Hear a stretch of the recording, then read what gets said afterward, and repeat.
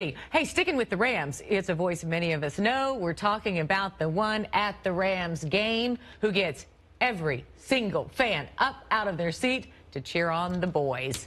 Our Nikki Kay joins us now with more on that member of the franchise. Nick.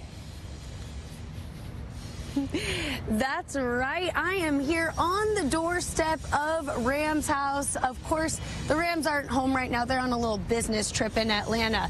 The Los Angeles Memorial Coliseum has served home to the Rams over the past couple of seasons. And of the 35 games the team has played, they've only lost 5 here at home. And part of that is thanks to the fervent home atmosphere rallied none other by the stadium voice of the Rams, Sam Lagana.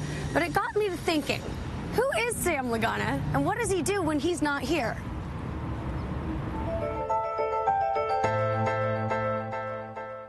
Whose house? Whose house? For 12 days of the year, Sam Lagana is raising the roof of the Rams house. And when the Rams house is all quiet, that baritone voice can be heard in Pepperdine University's administrative center. Say, you have a really good voice. Have you ever thought about announcing or radio or something like? Yeah, I've thought about it once in a while. Sam Lagana is Associate Vice Chancellor at Pepperdine. It's the school where he got his master's in business. And while he wears multiple hats in different communities, Sam's got one job he's the most proud of, and that's being a dad. I think my daughters just think of me as dad. We go through all the same experiences that other young women and their fathers go through. The opportunity to be the stadium voice for the Rams came to Sam in email form back in 2016. He decided to add some personal flair in his audition. I said it's time to rise with the Rams. Thank you for rising with the Rams as we make our way to Super Bowl 53. And the Rams have indeed risen from going 4-12 in their first year in LA to heading to the Super Bowl in 3 quick seasons. But whether Sam's waving the rally towel or waving at students in Pepperdine's cafeteria, his energy remains the same. Here I get to do it a whole lot more because I'm here every day and exposed to the institution and our student athletes each and every day. For that reason, he keeps his coffee decaf. As Sam gets ready to take a quick business trip for his part-time gig to Atlanta, the hope is that when he asks this question next season, Whose house? that it won't only be the Rams house, but the new home of the Lombardi Trophy as well.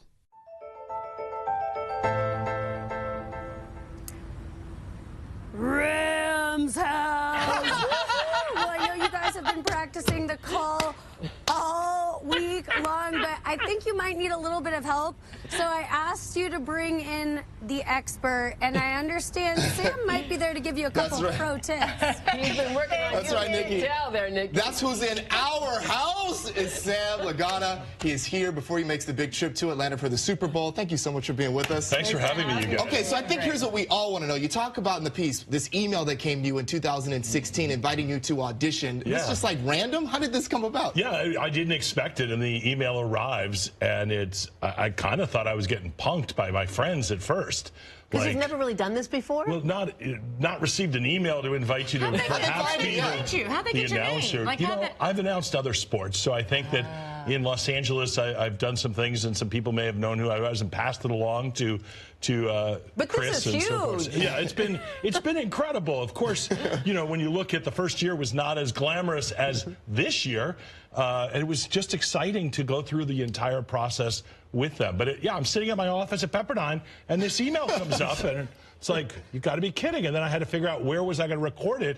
And so I tried my office. It didn't sound good. I tried the bathroom. It didn't sound good. Bathrooms have good echoes, though. Yeah. Right. That's exactly right. Good so I tried a little corridor. And what did you do that's on your what audition? Give us a little sample. It was just like, you know, Goff to Gurley, touchdown, Los Angeles. Okay, so I've got to ask, how are the folks at Pepperdine reacting to this? And now do you have like a gig at commencement, graduating in 2019? No, I hope that maybe someday they'll let me do that. But no, it's I think everybody's been extraordinarily supportive, and so it's really fun. Except the woman whose office is next to mine, she's a huge Cowboys fan, and so she has a Cowboys flag. So there's in my office, you saw the picture, and it said, hey, Rams house, I had to put that up because she has this Cowboys flag sitting next to her office. So how are you getting prepared for Sunday's game, and what are you going to do? Well, Sunday I don't get to announce the game. The NFL brings in a neutral ref, even though we're the home team. But the team's invited me to come, and we'll be down there working with our fans. We're having a rally on Saturday with the cheerleaders, some of the legends of the game, different people from our organization. So we'll try to perk it up in Centennial Park, and then get ready for the game and stuff like that. Like, do they come up and like, I need a picture with you? You know, it's funny. I'm in a booth, so they don't really know what I look like oftentimes. So the rally the other day was really kind of cool because a lot of them were like, whoa, we've always wondered. What's it like being in that booth, looking out over the Coliseum and calling the game? Oh, Melvin, that's a great question. The first year when we started, and that first game against Seattle, you get up there early and you're looking at this crowd, and it's this empty stadium.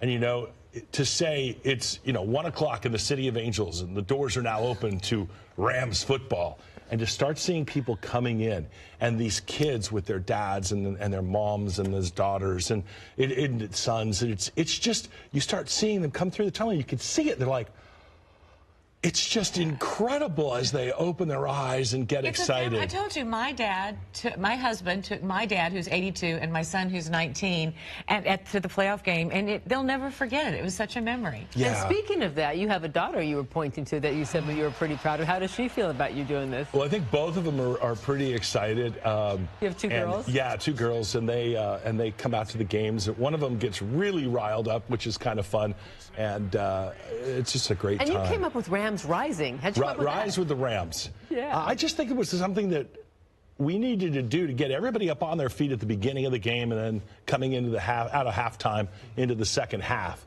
We wanted to get people fired up. I think that was kind of an exciting point in time. So Melvin and I were going, literally, how are you going to keep your day job? Right?